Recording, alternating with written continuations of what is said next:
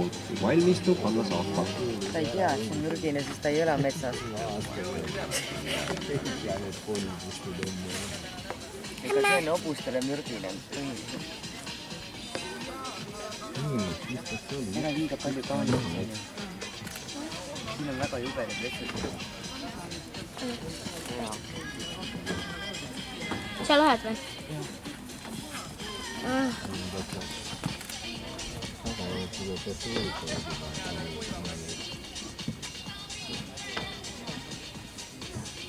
päris puhkad ju need.